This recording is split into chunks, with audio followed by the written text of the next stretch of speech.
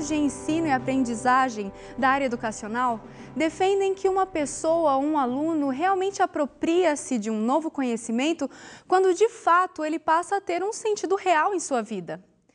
Os novos conteúdos ensinados precisam ter objetivos bem definidos, fazendo ligação com a vivência do estudante. Um aluno pode ter dificuldade de enxergar a utilidade da fórmula matemática de Bhaskara, sendo que ele sonha em ser um músico. Por este ponto de vista, parece realmente não fazer nenhum sentido conhecer tal fórmula. Este é um dos grandes desafios de um professor: mostrar para o aluno a importância e a utilidade de um conteúdo específico para a sua formação. A lei de Deus e a graça são temas polêmicos no meio cristão. Alguns defendem que uma coisa não tem ligação com a outra ou não depende da outra. Assim surgem questionamentos. Somos salvos pela lei ou pela graça? Se somos salvos pela lei, qual é o papel da graça? E se somos salvos pela graça, para que serve a lei? Neste estudo sobre a lei e a graça, permita que os ensinamentos de Deus façam sentido em sua vida.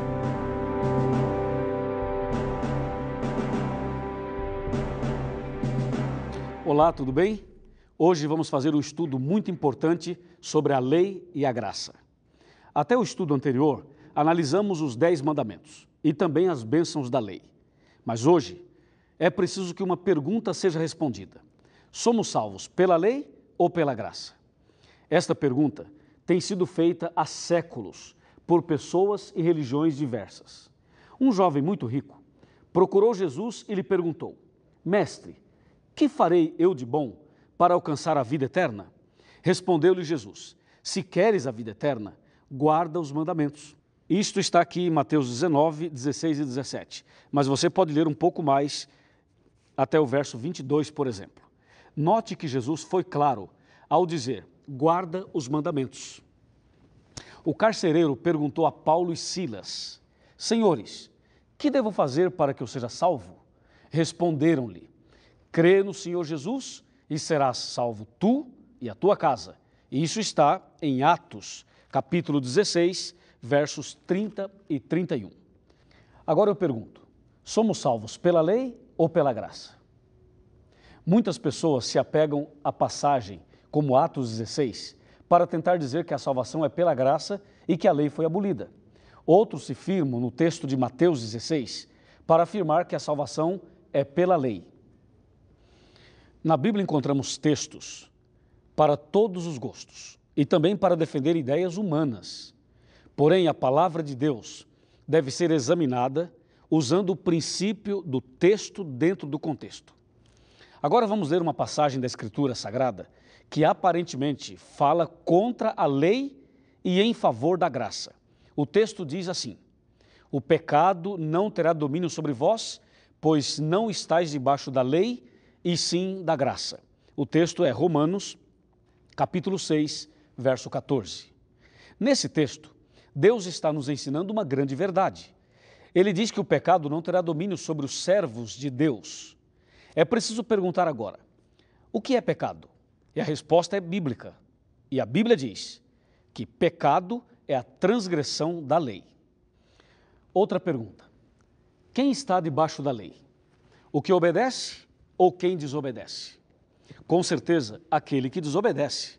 Por exemplo, a lei diz: não matarás. Se alguém matar, será preso e estará debaixo da lei. E mais, a lei diz que devemos parar o carro quando o sinal do semáforo estiver vermelho. Se alguém passar mesmo assim, estará quebrando a lei. Vai levar uma multa e, por isso, estará debaixo da lei. Entendeu? Notemos a maravilha desse texto de Romanos. Deus diz que não estamos debaixo da lei, ou seja, não vivemos transgredindo a santa lei de Deus. Portanto, não estamos debaixo da lei, e sim em conformidade com a lei e de acordo com os mandamentos de Deus. O texto ainda diz que estamos debaixo da graça. E agora sim, todos nós precisamos da graça de Deus. Pense comigo: você é pecador? É pecadora? Qual é o salário do pecado? Você sabe a resposta? Se o salário do pecado é a morte, como diz a Bíblia, eu pergunto: Por que você não morreu ainda? Com certeza, é pela graça. A misericórdia de Deus é a razão de não sermos consumidos. A pergunta continua: somos salvos pela lei ou pela graça? Vejamos agora a resposta definitiva na palavra de Deus. Abra sua Bíblia em Efésios 2, versos 8 e 9. E vamos ouvir o que Deus diz. Está escrito: pela graça sois salvos mediante a fé. E isto não vem de vós, é dom de Deus, não de obras, para que ninguém se glorie. Finalmente, podemos afirmar que a salvação é pela graça. E se a salvação é pela graça, a lei foi abolida? Sim ou não? Para que serve a lei? A santa lei serve de espelho e mostra a real situação daquele que se olha no espelho de Deus, os mandamentos. O espelho apenas mostra as manchas, mas não pode tirá-las. Assim, a lei mostra o pecado em nós, mas não pode nos purificar e muito menos nos salvar. Quando olhamos no espelho da lei, sentimos duas coisas. Primeira, o quanto somos pecadores e quanto estamos perdidos. Segunda, precisamos de um Salvador, precisamos da graça de Deus. Quem é salvo pela graça é salvo de alguma coisa, neste caso, salvo do pecado. Considerando que pecado é a transgressão da lei, não poderia haver salvação pela graça se a lei tivesse sido abolida, você não acha?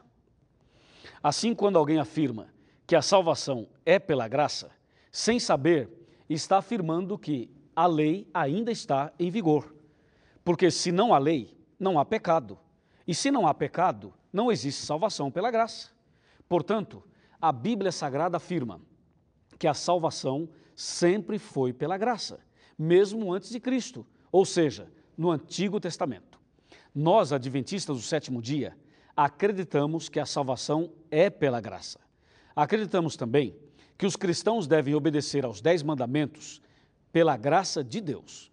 Considere isto: a luz brilha não para ser luz, e sim porque é uma luz.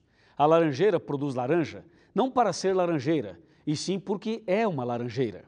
O cristão guarda a lei não para ser cristão, e sim porque é cristão. Guardamos a lei não para sermos salvos, e sim porque já estamos salvos em Jesus Cristo. Que maravilha! Depois de entender bem melhor este tema, você está em condições de tomar uma decisão hoje. Hoje, Jesus quer libertar você e levá-lo a uma vida de salvação diária pela graça.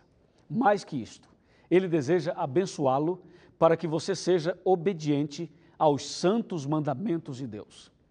Jesus disse: se me amais, guardareis os meus mandamentos. João 14, verso 15. Bem-aventurado o homem que tem prazer na lei do Senhor, e na sua lei medita de dia e de noite. Salmo 1, versos 1 e 2. Receba agora a graça de Deus e seja feliz. Não importa qual seja o seu problema, Deus tem uma bênção especial para você hoje. Ele quer lhe dar libertação do pecado e poder para vencer. Esse é o desejo do seu coração? Então lhe convido a orar comigo. Esta oração é para que Deus nos dê a sua graça, nos dê o seu poder, para sermos fiéis aos mandamentos dele, pela graça. Oremos. Senhor nosso Deus, louvado seja o teu nome, porque a graça do Senhor é mais forte e mais poderosa que o pecado. A lei é uma bênção, porque ela mostra nossa condição e nos faz sentir necessidade de um Salvador. Então agora, eu quero rogar uma bênção especial para esta pessoa que ora comigo, que precisa de uma libertação, que precisa obedecer os teus mandamentos. Que a tua graça se faça presente na vida dela, na vida dele, com a certeza que estás nos ouvindo, com a certeza da tua bênção, com a certeza da manifestação da tua graça, com a certeza de que a partir de hoje vamos ser fiéis aos teus mandamentos, nós te agradecemos agora, em nome do Senhor Jesus. Amém.